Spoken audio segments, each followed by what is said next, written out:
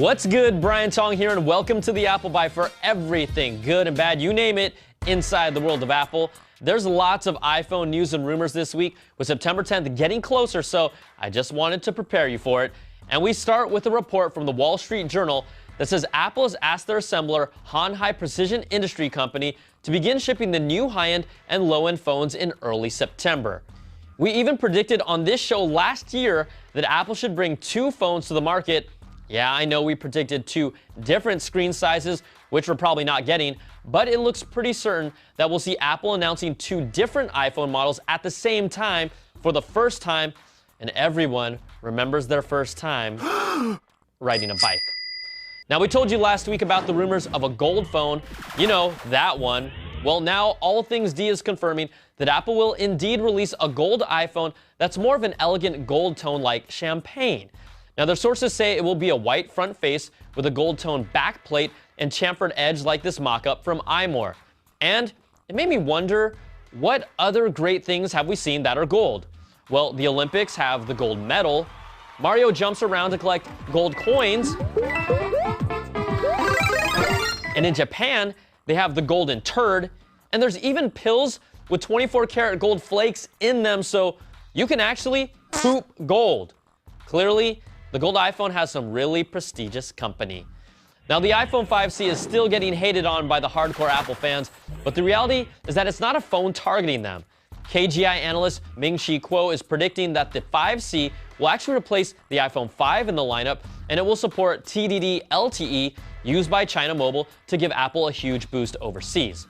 But the expected iPhone 5S will still be the more popular model globally and exceed the 5C in shipments.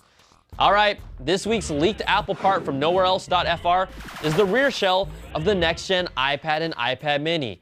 Ooh. It jives with everything we've heard and seen about the design over the past few months, so we thought we'd just show it to you anyways. And looking into the future with Apple patents, the Big A has been granted a patent called Working with 3D Objects for 3D gesture control on touchscreen devices. Now, this would allow the user to extend the multi-touch capabilities used on the screen to the airspace above the screen, allowing for 3D manipulation of objects with 3D gesture inputs.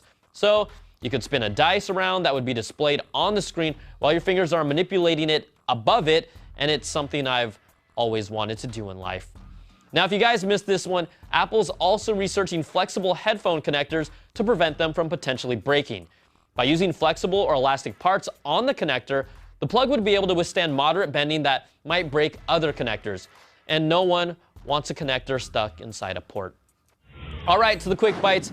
Key Nike FuelBand developer and fitness expert Jay Blahnik confirmed he has joined Apple's team and is likely working on something that goes maybe on your wrist or even the next iHeadband. I want that! Now, all signs point to something iWatch related, obviously, but the FuelBand is honestly the weakest fitness band of the bunch, and it just has Nike's marketing muscle. So we better see more than just a made-up calculation we can't track called Fuel on the next iWatch, and I'm sorry, but I'm just keeping it real. All right, Google has updated some of its apps with some really cool bells and whistles. The YouTube app on iOS has just been updated, and you can now multitask in the app by dragging your video from the top to the bottom to have your video playing in the bottom corner while still searching for more videos and swiping to get rid of it. It's a sweet update we're checking out, so you guys should look at that. And if you're using Google Maps like I am, they've started integrating traffic data from their acquisition with Waze, so you can see if there are any accidents, road construction, or hazards in your area by going to the traffic tab, and I'm loving this update. And the Jobs movie, you know, the one with Ashton Kutcher, has been out in theaters, and it made an estimated $6.7 million over the weekend, according to Box Office Mojo. The Steve Jobs biopic earned less than one-third as much as the Facebook movie, and Apple co-founder Steve Wozniak called Kutcher disingenuous and believes the movie is wildly inaccurate. It also has a 26% rating on Rotten Tomatoes, and yikes, that's a bad apple. Now, this isn't looking good. Maybe some of you enjoyed it, but I'm not planning on seeing it, and I'll wait for Aaron Sorkin's interpretation instead because he's pretty good. All right, our show is out early this week because I'm in the NYC, so we're going to extend the Monster DNA headphone giveaway valued at over $200 for one more week. That means you have more time to send me your video submissions of you dancing like a crazy It can be a YouTube, Vine, or Instagram, and send your link to the applebite@cnet.com or tweet me at Brian Tong. And this has to be a video you just shot, because people sending me links from like 2 years ago, it ain't gonna cut it in. You really need to bring your A game. All right, that's gonna do it for this week's show. I'm Brian Tong. Thanks for watching. We'll catch you guys next week for another bite of the apple.